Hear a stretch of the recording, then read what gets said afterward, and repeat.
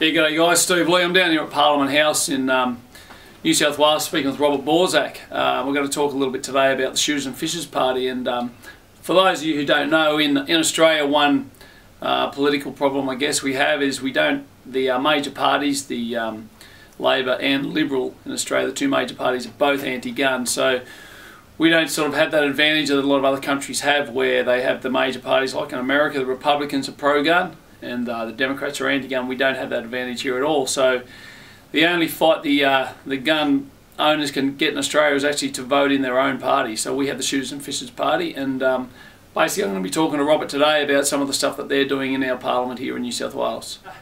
As I said before, this is Robert Borsak, so I'm going to ask Robert a few questions today about a few different things that's been going on. One of the recent things we've had in New South Wales is there's been an MO bill that's come up, which has come and gone. For a while there we thought we'd defeated it, and they sort of brought it back in a watered down version, but I'm just going to get Robert to explain a bit of that to you now. Well, the MO bill was brought about by the government wanting to introduce part of Howard's 1996 gun laws. Yeah. I think item number 9 on the 10-point plan that was agreed was that they would seek control of purchasing and issuing of ammunition, all part of the grand plan of removing firearms from all of us. Yeah. They can track ammo. It was brought in on the spurious excuse that this was somehow rather going to help them control all the drive-by and house shootings by the criminals in Western Sydney. Everybody knows that that's not the case. We certainly do know that that's not the case. The government's just recently, after 12 long months nearly of delays, and they realise they've made fools of themselves. They're implementing something at the moment that basically requires ammunition for long arms, which of course are not involved at all with any of this stuff, and even air rifle and pellet guns, everything to be registered and recorded, I should say, by firearms dealers. Okay. It's put a huge load of work, unnecessary work, as everything's a paper war. It's also put a massive potential security risk on board as well, something that they've been warned about, but they're not prepared to take any notice of it. They're just continuing on with the process. Now with the PTA will not, they try to bring in a regulation where we had to write down what we're going to purchase beforehand with the PTA. That's not going to happen? Well, our understanding is that that's not going to apply to long arms. It's always applied to pistols, yeah, and that will continue.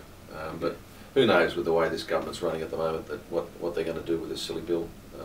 It's not a bill anymore, it's an act of parliament. But at the moment our understanding is it's not going to apply to long arms. Do you see any correlation between the anti-gun move that we had here in Australia and what's going on in America? Like, can you give those guys any clarity on what you think could be happening over there on the same basis as it has happened here? As I've seen in their media that they keep promoting that the Australian gun laws worked really good for Australia and it's going to be really good for America, and they need to follow our suit. But as a shooter, I think they've been nothing but bad. So how do you perceive it as someone who's seen the whole thing happen? What would you say to people in America? Well, what I'd say to the people in America is fight and fight hard.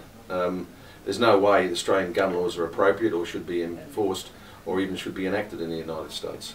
What's appropriate for Australia, and our gun laws are not appropriate for Australia even, to think of trying to do anything as stupid as that in the United States.